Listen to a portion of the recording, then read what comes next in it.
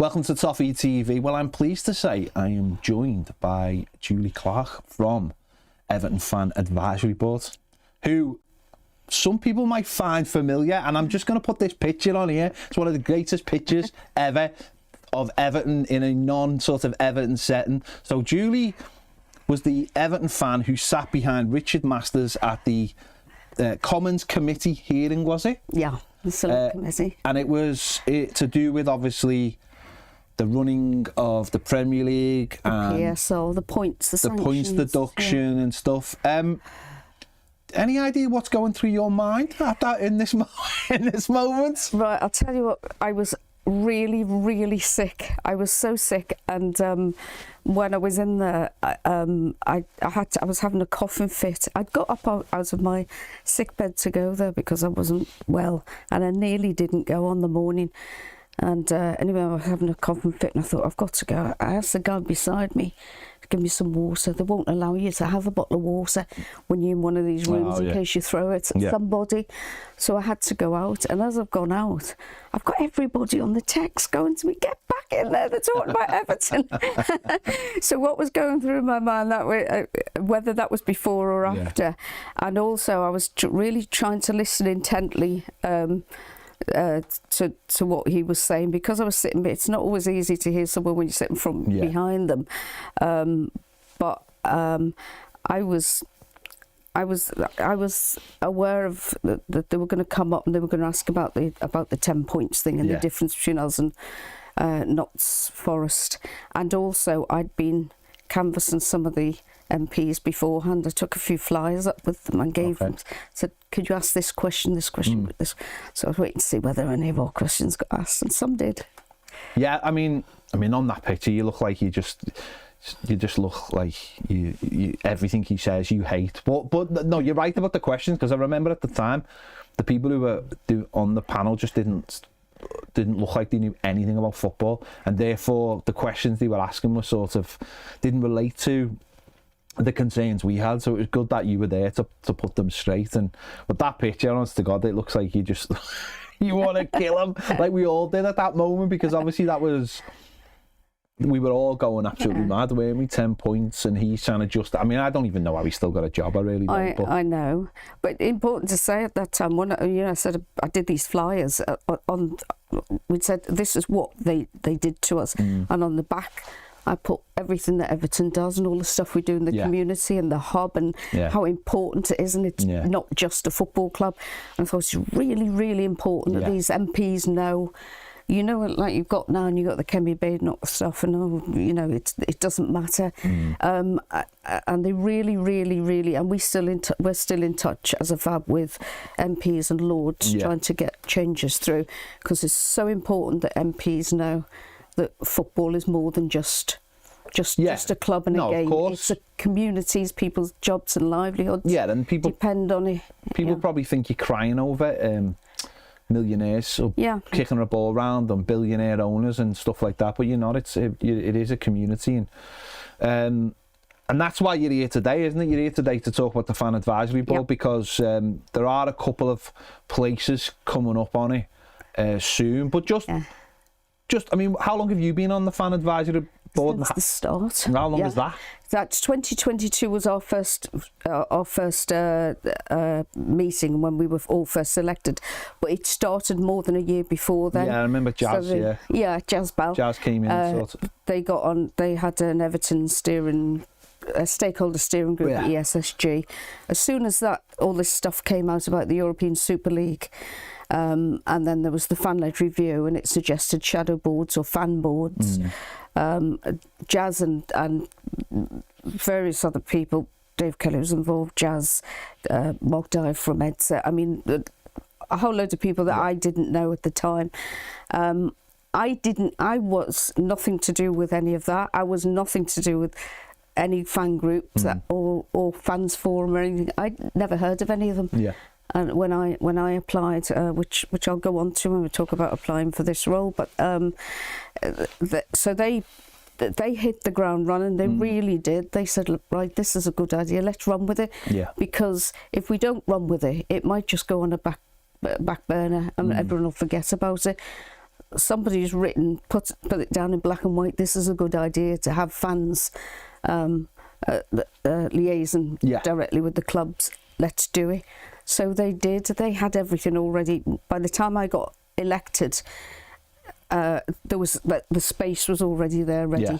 We all went down to the Royal Ivor Building for our first meeting, and that was in July 2022, just coming up to the 22-23 beginning of that season. And we went into the boardroom, and a couple of the directors were there, and some of the senior leadership team, and we all met each other for the first time. So that's how I got on it. Yeah, and obviously you mentioned there you went live buildings. It's recognised as part of Everton because UEFA said, didn't they, every club needed to have one that was independent of the club as well. So it is a recognised thing, and I think Everton once again were one of the first ones. So I mean, what are some of the things you do? Because I think we've obviously got this, and we've got the fans forum as well. And I think at times some fans get a little bit confused of what the duties are of both of the different groups. So what is the kind of things that you would be doing? What we've got is the fan advisory board consists of the 6 groups and 5 directly fan elected members, but a representative of the 6 groups. So you've got the fans forum, but you've also got the Heritage Society, the international group, the Everton Disabled Supporters, Supporters Club Committee. I know I'm forgetting some, but I always forget when I try to list them up, but there are 6 reserve groups. Yeah. That includes the fans forum and the Supporters Club Committee, who are the ones that have the most fan-facing role practically out at the games. That's not fair, really, actually, because EDSA obviously do have an important role in that as well. So there's the 6 groups, and there is 5 directly fan-elected members as well. 6 groups will elect their own member to be in the FAB. Yeah. It consists of 11 people, and the 5 directly elected members are directly elected by the fans. There's 2 vacancies this time because we deliberately staggered those positions because we need continuity. Yeah. The 6 groups all elect a new person, or they can re-elect an old person every single year. Mm-hmm. But we need to have some consistency and some continuity. So of the 5 directly fan elected, 4 of them are 3-year terms and 1 of them is a 1-year term.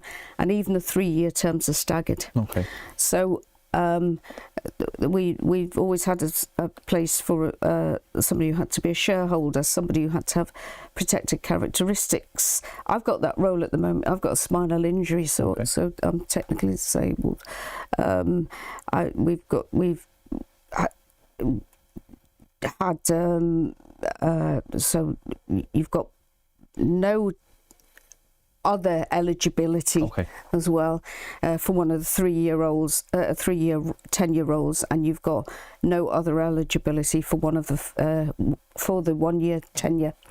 So for the first time this year, the way the vacancies have come about, there will be 2 vacancies, a 3-year role and a 1-year role, that have no other eligibility. Yeah. When we had an election last year for 2 roles, and they both had an eligibility factor. One of them you had to be a shareholder for, and another one you had to be a member of the FSA. Those positions are filled now. So we've got these 2 roles. So there has never been really a better time to make an application to come onto the Fan Advisory Board, and there has never been a greater chance for anybody to get on who doesn't fill any specific criteria. So what, for anyone who was thinking about this or coming on, I mean, if you were successful, what are some of the things that you cover when you're actually on the FAB? What are the things you talk about? What are the responsibilities that you'd have to deal with? Okay, well, we've got 3 officers. We've got a chair, a vice chair and a secretary. I fill a secretary's role at the moment. And apart from that, we've got a whole load of subcommittees. Okay. So we've got a business and technology they would lobby the club about, you know, very strategic business decisions, about merchandise and commercial opportunities, that kind of thing. We've got a communications subcommittee, we've got a women's group subcommittee. In between all of this, we also have smaller working groups that we set up just temporarily. Like we set up a group when we were, you remember we wrote that witness statement to go to when we appealed against the 10-point sanction, and we published that. We wrote a £25, we worked with a £25 page statement, and we worked with some barristers who work with us pro bono on that as well. So so that was set up. That's disbanded now. That could be set up again if the same thing happened.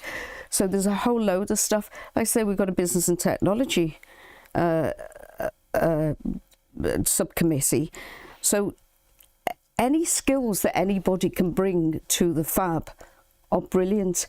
But it's not necessary for you to be. You can just be a fan and just want to do it. You can just want to apply. You can just think, you know, I've been a fan all these years. I think I can make a difference. I think I'd be good at representing the views of other fans and fan groups. And yeah, I'd like to apply. If you've got a skill, then we will damn well use it. We do. We've got somebody on the Fab that's worked in banking. I'm an engineer by profession. We've got people who've just worked in business transformation, all of that kind of thing. There's loads of different skills, and we use all of them. Yeah, because obviously, if you want to speak to these people and you want to be part of the conversations, it is important, isn't it? If you know what you actually are talking about when it comes to these things. But I suppose just being a fan and having an experience of being a fan is so important, isn't it? Because a lot of these things, a lot of these decisions will be things that we are faced with all the time about being fans, whether it be ticket prices or, you know, stuff from the new stadium, you know, the best layout for the new stadium, how that affects different fans. Obviously, the EDSA would have a major input, wouldn't it, through the fans advisory board on the seating arrangements for disabled fans in the stadium and stuff like that. So it is just really important to be, I'd imagine, just an experienced fan. Would you say? Yeah, it definitely is. The reserve groups at the moment, particularly say the EDSA, have played a massive role in all of the feedback and the lessons learned as well following the test events. They will have been feeding back to the club about, you know, what it's like to have a disability, to try and get to Bramley Moor, to try and get parked up at Bramley Moor, what the public transport's like for people with a disability, and they've done a great job of representing those. And I mean, we've got people on the Fab who know about, say, construction, and they've had plenty to say about the bridge and stuff like. So, you know, no matter whether you think your experience is relevant or not, there will always be an opportunity when your lived experience can help the Fab, and you can be a voice for other fans. So it's, you know, this year we want really as large and as wide and diverse a group of applicants as possible. We particularly want younger people to apply. You know, for the last few years we've done these fan engagement sessions, and we have them in person or online, and sometimes the younger ones make the most noise, and why shouldn't they? They ask why we're not doing this and why we're not doing that, and our retort to that is, why don't you apply?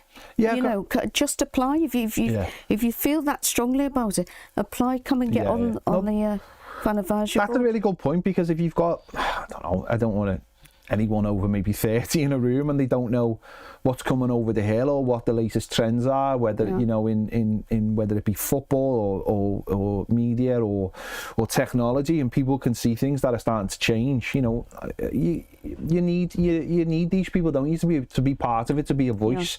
The same way you need, I imagine, you need people who are older to deal with. You know, I think I've noticed one of the things at the moment, which seems to be a little bit of an issue, but I don't think it's sort of a little bit under at the moment, but it might come out, is no season ticket cards for next season. Yeah. And I think that's an issue that's going to start rearing its head. But if you don't have those people who understand that that's going to be a problem, how's it ever going to get to the forefront to be discussed? And I think there's things at the lower end, obviously the price of tickets for younger fans. Yeah. Is anyone talking about that if younger fans are not on there? Because it's something that mightn't come into your mind straight away.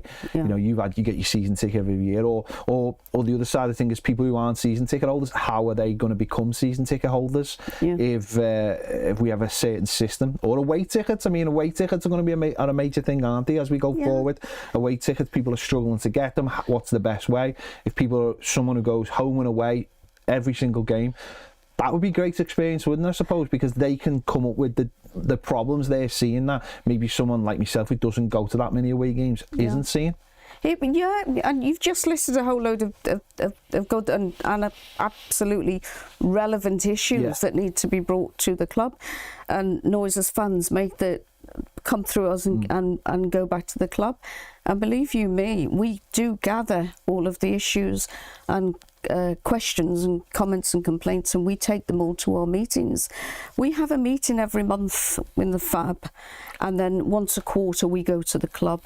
And in between that time, we've got a whole myriad of ways that we are gathering information. You know, we do a drop in every home game. We're upstairs at St Luke's, so there's a FAB drop in there, and there's always somebody there. The issues that you're talking about, they might be related something that is dealt with by the fans forum. They would tend to deal with ticketing and match experience, the travel and away travel and tickets for away games.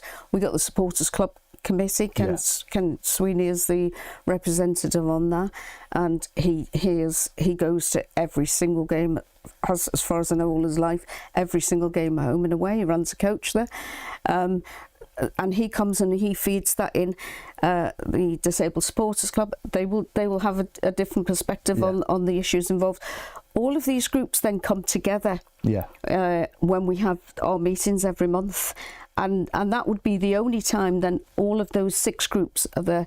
But there are also these 5 individually directly elected fans who are not part of any group, and our experience is the people we travel with, the people we sit in the Winslow with, or we sit in the Blue Base with, sit on the train with coming up. So again, we've got a different experience, and we can represent the views that we hear. And we are 11 totally different people. We quite often put things out on behalf of the FAB, but we're still 11 separate people, and we've got 11 separate points of view. And you know, we might not agree all of the time, but we do have consensus if we have to take something forward. If they think something's strong enough, and this is the importance of being a FAB member, everybody's vote on a FAB is equal to everybody else's. If we say something so important that we want to put out a statement about it, or we want to write to the club about it, we want to write to Colin Chong about something or whatever, there'll be consensus among all 11 of us that that's what should happen. Somebody just doesn't decide that'll happen, and it goes. So that's the opportunities open for anybody that wants to come on the FAB to play a really important role and to be the fans' voice. That's what we're there for. We're not different to the fans forum, or different to the supporters club committee, or different to the international. They're all part of the FAB. So the FAB as a whole, our remit is not to get involved in the game, as it were, in the buying and selling, in the manager's decision. We can't be involved in all of that. We're on a more strategic level than that. But it's also not our role as the FAB to go and argue about the price of pies and beer. But somebody can go to the fans forum, or their own group that they're involved in, the international group, the supporters club committee, with those kind of things, and they will then be brought up. So everything from the highest level of detail strategically about, you know, the accounts come out this week, and you know, we've all had something to say about the accounts, and we will have also have spoken to members of the club about that. So from that level of detail right the way down to the cost of food at Bramley Moor, and whether or not, you know, there are enough food kiosks and you know, women's toilets. Well, I was going to say this is probably the best time to join in many ways, because so much stuff next season is going to be new to us. And you just mentioned it there. Anyone who went to the test event will have looked at maybe, say, the food prices, and will want a better understanding at least of why those food prices are why they are that price, and if they're going to remain that price, which they shouldn't, because they just shouldn't. Let's be honest, they just shouldn't. But why? What is the I suppose, what is the plan going forward? And could that conversation then lead you to, as the FAB talk to the new people who are coming in to do the food and all that kind of hospitality kind of thing, could you then end up speaking to them in terms of how have you come up with these ideas or this food or even the prices? Yeah, absolutely. Because we can go to these meetings that we've got quarterly with the club, and every time we go to a meeting with the club, a quarterly meeting with the club, they bring in people that we can talk to. So we will have met people from the catering. We will have met people who are involved in the construction going back. We will have met people that are involved in the IT and the digital ticketing. Anybody that's a subject matter expert on anything that matters to the fans. At some stage there will be an opportunity for us to see them face to face and ask questions, and we get those questions directly from the fans. And the fans are the people that make up the FAB. And so you know, to go back to what we were originally talking about, anybody who is a fan and feels strongly about anything to do with the club, you know, the applications are going to come out in May. The process will go through beyond May and June, and the brand new FAB, once the new FAB's made up, they'll have their first meeting in July. So it's going to happen quite quickly. It sounds like, saying it's a month away sounds like a long time, but it's not, because there's a lot of things to put in place before that. Two people. So what's the lowest age anyone? The lowest age is 18. People are in full-time education up until then, and there's various reasons for having people 18 and over, because and quite often we've got meetings we've got to do during the day and that kind of thing. So everybody that's on the FAB needs to be available for you know, for anything that the FAB's got to do. And what's the voting process? The voting process is that we will put out a notice in May and give the date that the voting opens. There'll be an application form on the club website. We will also obviously cross-reference it on the fan website. The reason it goes through the club website is because there's got to be checks that the people who are applying are members. Only people who are Everton members are eligible to be on the FAB.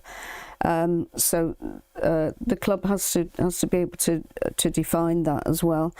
So all the applications go through there. Then there is a shortlisting process, and there's a group of independent people who will sit round and shortlist the applicants that we get, and we'll end up with 8 shortlisted people, 4 for each position, and then the fans will be able to cast 2 votes, 1 vote for the 3-year tenure and 1 vote for the 1-year tenure. And that when the people have applied, I'd missed this bit, but when they apply, as when I did, it's been the same every year. You put together a short video, it's a 1-minute video. You'll be asked to write a short piece, a biography, if you like, about who you are, why you want to do what you want to do, and we want to hear people tell us, you know, that they're Everton fans and why they want to be on the FAB. Every one of us that are on the FAB now have had to do it. I've had to do it twice. I've got 1 year left on my tenure, and this will be my last year. I will be going. I've got 1 year as we move to Bramley Moor, and then I'll be gone. I think it's really, really important that you know, for me, get out the way and let somebody else come in and have a go. And everybody that applies needs to know that they've got as much opportunity and chance of getting on the fab as everybody else. Okay. And just on that score, when I applied, I don't have social media. Nobody knew me from Adam, and I was up against people that everybody knew, like Dave Kelly and people, like, you know, those sorts of things. But I still got on. Don't think because you don't have a profile, you don't have a Twitter, you know, community or whatever, that you're not going to be able. Because, you know, you put a video out and you tell us in your own words who you are and why you want to be on the fab, and that's the first step to getting shortlisted to go forward as a candidate. Yeah, and as you said there, just because you know, like just because you know might be a loudmouth like me and think that loads of people are going to vote for you, and really they're not, because you might not have the things that are needed, where someone else who's got so much world experience and might have time for any of that social media nonsense. You see, I've never had a social media account, so I couldn't even go. And I've got my niece anyway. My niece that gave me that Auntie Julie thing. Don't forgive her for that. I mean, there are people who've got a profile already that people know about, but we all know there are characters out there online, and you might look at them and think, well, if they're a candidate, if they're going, I'm never going to get it. But don't forget, for every character that's online that's loved by a whole load of people, there's a whole other load of people that don't agree with their views. And those people might want somebody else. Once again, hello. So don't assume that because somebody's got the face that's known online that they're going to get elected by the fans. Because I'm living proof that doesn't happen. Nobody knew who I was from Adam. I didn't live in the area or anything. I just applied. Chosen because you were the best person for the job. I like to think so, but others might Simple not as that. No, I mean, that's it.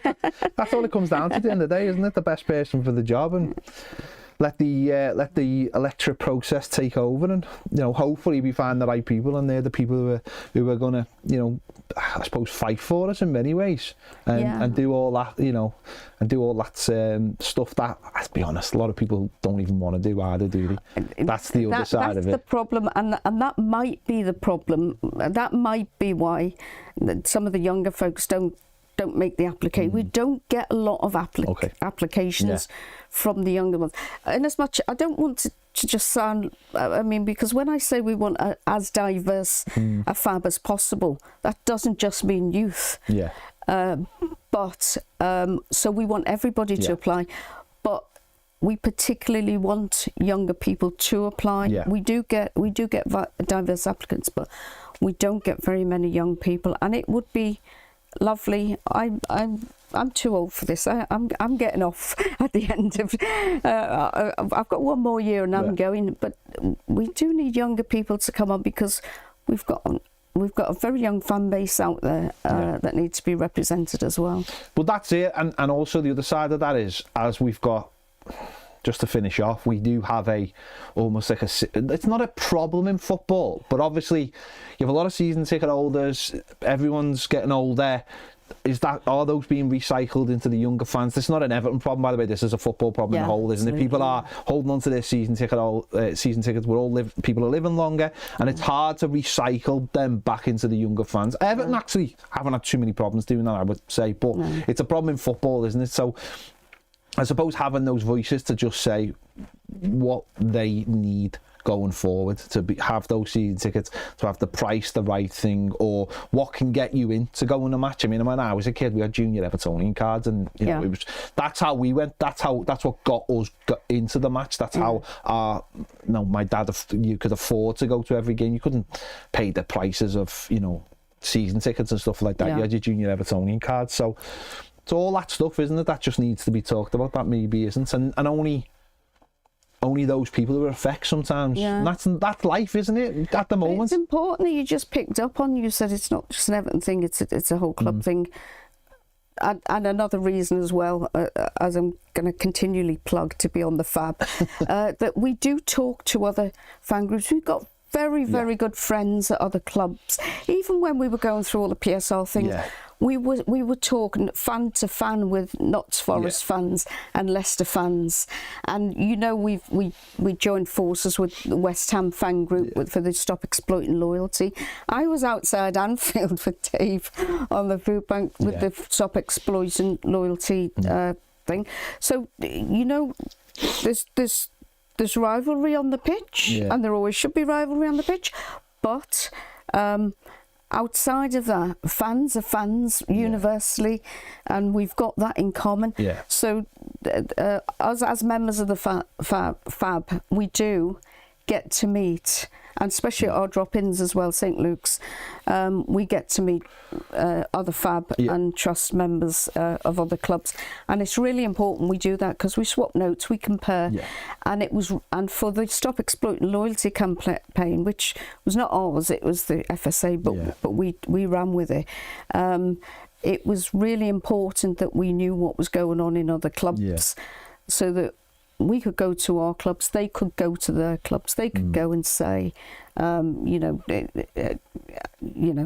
this club's put a price freeze on, won't you? That kind of thing. No, it is massive important football at the moment, isn't it? Because, and as we saw with like the 20s plenty and all that kind of thing, it got to the £30 away ticket cap and all that kind of thing. Football clubs, football fans of other clubs got to stand together if they want anything done. I say it every year, literally every year I have my rant about cup final where they get tickets and then the two teams complain and nothing ever gets done, and then the year after the same thing happens, they get 22,000 each or whatever, and no one ever if they go to Wembley for the final, no one ever says anything, just the two teams, and it's like, when is everybody else gonna? And you know, I think Manchester United, Manchester City got it sorted last year with the trains, but if you've got someone at your club, a board of fans who can join together, like you've just said, we can actually, like they did for the Super League as well, we can actually stop these big things happening as well that we don't like, because a lot of people don't like where the game's going. So if you have someone there as well who's standing up for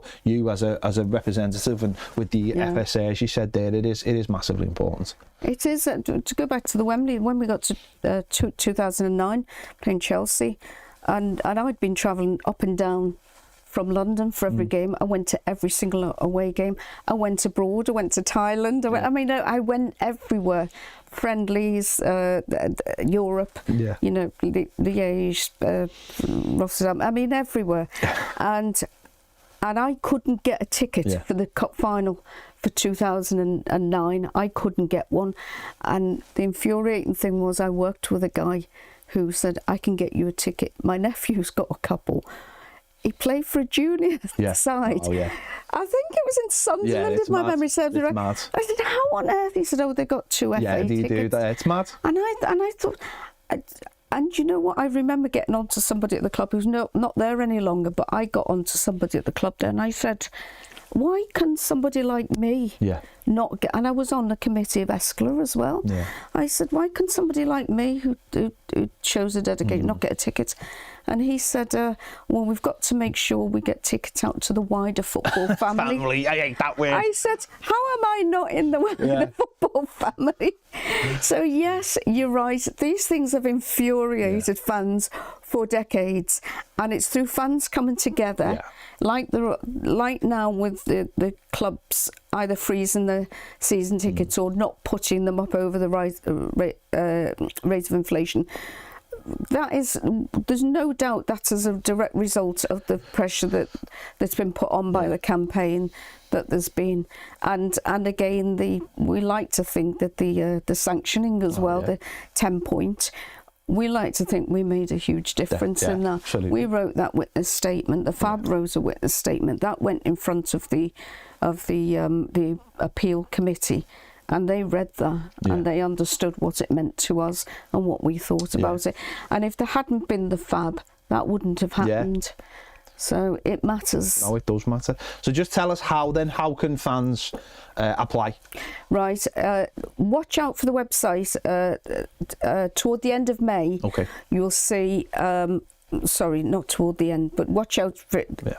It will open toward the end of May. But between now and May, the website will tell you that when the timetable will come out, and it'll tell you when the applications are being invited. Okay. So then you'll put your application in. You'll wait a short while until, I think, usually a week, 10 days of applications, and then there's a shortlisting period, and then the vote opens for the fans to vote for. You know, you've got 2 people to vote for out of a candidate list of 8. Okay. Well, I'm sure we'll have it all on our social media. I'm sure the Fab and Everton will as well, won't they? Everton will have it on their social media as well. So big thank you to Julie for coming in. Thank you. That picture it's honestly, it should be in the Louvre, that picture. James, just put that picture back on, please, because I just think we need to see it one more time. Come on. That should be in the Louvre. That should, I mean, yeah, now that I know the backstory, but that should be in the Louvre. Somebody sent me a meme of that, a 10-second thing where he mentions Oz and Notts Forest being small clubs, and where I go, brilliant. Absolutely brilliant. So there you go. If you want to become, if you want to have your voice heard and be part of the Fab, then keep your eye out for all the details. We'll have them here. Thank you for watching. See you later.